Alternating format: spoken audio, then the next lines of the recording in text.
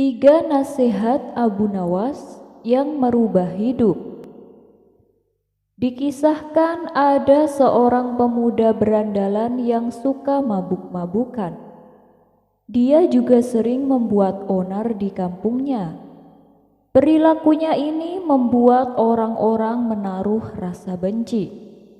Namun, mereka tak berani menegurnya karena si pemuda terkenal nekat dan tak segan-segan menghajar siapa saja yang berani menegur perbuatannya. Yang lebih menjengkelkan, si pemuda tidak menaruh rasa hormat kepada siapapun, entah itu orang yang sudah tua maupun pemuka agama. Suatu ketika, si pemuda sengaja membuat ulah. Kali ini yang menjadi sasaran bukanlah orang biasa, melainkan beberapa tokoh dari berbagai pemuka agama. Pertama, ia mendatangi seorang rahib dan mengutarakan keinginannya. "Tuan, izinkan aku berbuat zina," pinta si pemuda. Mendengar hal ini, sang rohib terkejut bukan main. Dengan menunjukkan ekspresi tak suka, sang rohib menjawab, "Dasar pemuda laknat, kalau kamu mau berzina, itu urusanmu, jangan minta izin dariku." Si pemuda kembali berkata, "Tapi aku menginginkan izin darimu. Anda mau mengizinkan apa tidak?" tanya si pemuda. "Kamu sudah gila ya? Tak mungkin aku mengizinkanmu. Itu perbuatan laknat yang dilarang agama. Kalau aku mengizinkanmu, itu sama saja aku memperbolehkan orang untuk berbuat dosa," balas sang rohib dengan tegas. Tanpa diduga, si pemuda langsung melayangkan pukulan tepat mengenai wajah sang rohib. Tentu saja ini membuat sang rohib jatuh tersungkur dan merintih kesakitan. Si pemuda lalu pergi meninggalkannya. "Aku akan coba mendatangi Tuan Pendeta. Aku ingin tahu apa jawabannya," pikir si pemuda. Ia pun langsung pergi ke rumah sang pendeta. Sesampainya di sana, si pemuda kembali mengutarakan keinginannya. "Tuan Pendeta, izinkan aku berbuat zina," pinta si pemuda. Sang pendeta pun tak kalah terkejutnya dengan sang rohib. Sesaat sang pendeta terdiam. Kalau ia melarangnya, pasti si pemuda akan marah dan ia akan babak belur dihajarnya. Karena sang pendeta tahu kalau si pemuda itu terkenal jahat dan kejam. Oleh sebab itulah, sang pendeta sangat berhati-hati menjawabnya. "Wahai anakku, kenapa engkau tidak menikah saja? Tentu itu akan lebih baik bagimu," tutur sang pendeta menyarankan. "Menikah? Aku tak mau menikah. Aku masih ingin menikmati masa mudaku," ujar si pemuda. Mendengar hal itu, sang pendeta terlihat kebingungan. Jawaban apa lagi yang harus ia katakan supaya si pemuda tidak marah? "Bagaimana, Tuan Pendeta? Tuan mau mengizinkan aku berbuat zina atau tidak?" tanya si pemuda sekali lagi. Hati sang pendeta menjadi berkecamuk. Kalau sampai ia mengizinkan, sama saja ia memperbolehkan orang untuk berbuat zina. Tapi kalau ia tidak mengizinkannya, si pemuda pasti akan marah dan memukulinya. "Wahai anakku, aku sangat sayang kepadamu. Tidaklah engkau tahu siksa api neraka itu sangat pedih. Aku tak ingin kamu masuk ke dalamnya hanya karena keinginanmu itu," kata sang pendeta menasihati. "Maksudmu apa?" Mati saja belum, sudah bicara tentang neraka. Ini kamu mengizinkan aku atau tidak? Tanya si pemuda mulai emosi. Maafkan aku, wahai anakku. Dengan berat hati aku tak berani mengizinkan itu. Semata-mata karena aku sangat sayang kepadamu. Aku tak ingin kamu dimurkai oleh Tuhan, balas sang pendeta. Tiba-tiba wajah sang pendeta dihajar oleh si pemuda. Sang pendeta pun langsung jatuh tersungkur ke tanah. Bilang saja kalau kamu tidak mengizinkan. Tidak usahlah berbelit-belit seperti itu, tukas si pemuda emosi. Setelah itu, si pemuda lantas pergi meninggalkan sang pendeta.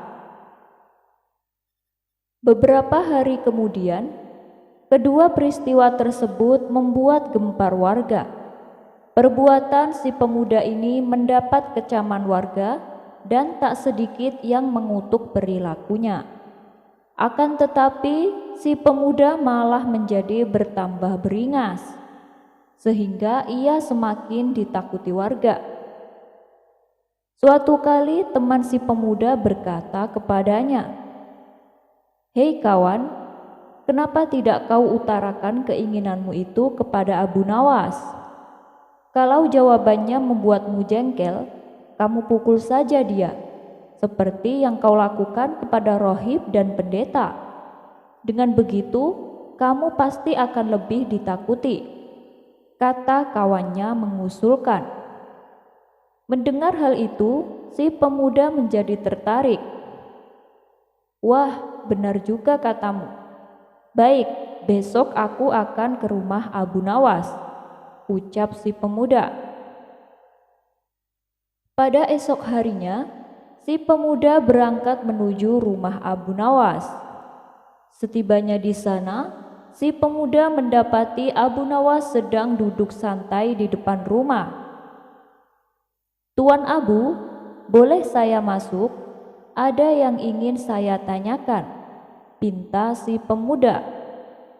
"Oh, silahkan, masuklah kemari," balas Abu Nawas.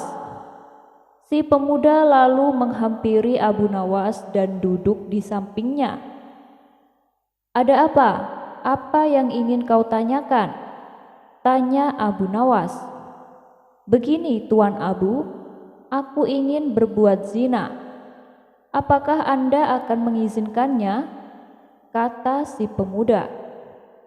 Abu Nawas hanya tersenyum mendengar ucapan si pemuda.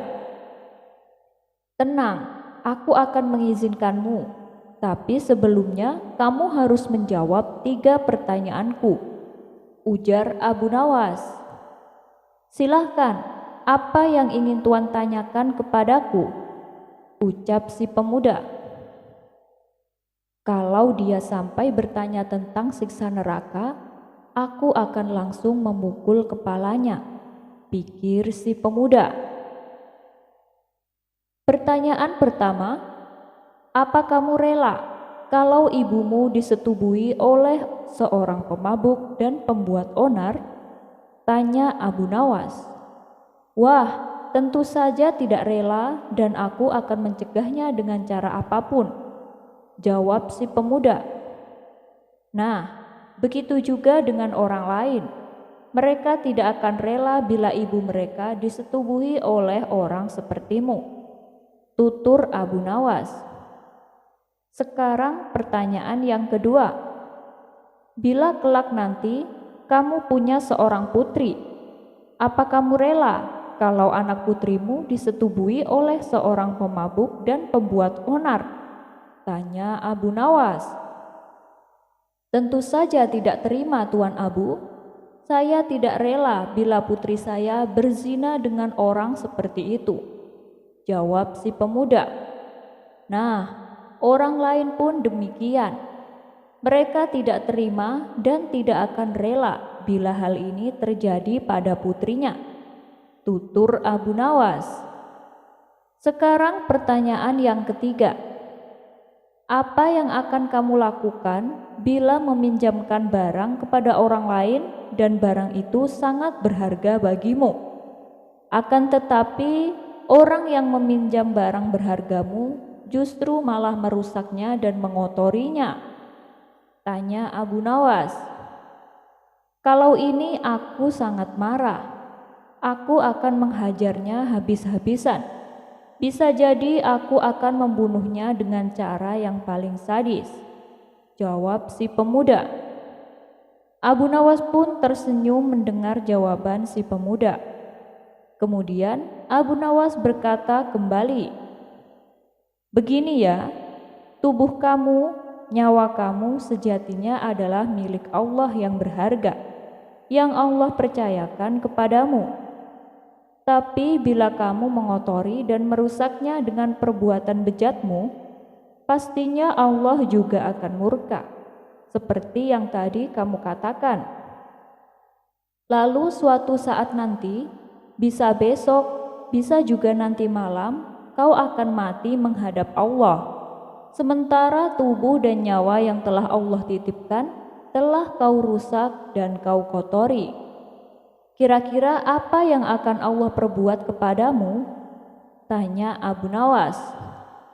Suasana pun mendadak menjadi hening. Si pemuda terdiam cukup lama. Ia tak menyangka dengan 3 pertanyaan yang diajukan oleh Abu Nawas. Tak terasa air mata menetes membasahi kedua pipi si pemuda. Dengan menangis sesenggukan, si pemuda duduk bersimpuh di hadapan Abu Nawas. Tuan Abu, saya tidak sanggup membayangkan siksa yang akan Allah berikan kepadaku. Kira-kira apakah Allah akan mengampuni segala dosaku bila aku bertobat? Tanya si pemuda. Wahai anakku, Allah itu Maha Pengampun lagi Maha Penyayang. Siapapun yang mau bertobat dan tidak akan mengulangi perbuatan bejatnya, Allah pasti akan menghapus semua dosa dan kesalahannya. Dan kamu juga harus meminta maaf kepada semua orang yang telah kamu zolimi, kata Abu Nawas menasehati. Berkat bimbingan dan nasihat Abu Nawas, si pemuda kini kembali ke jalan yang benar. Sifatnya yang dulu jahat dan kejam, kini berubah menjadi pribadi yang ramah dan santun.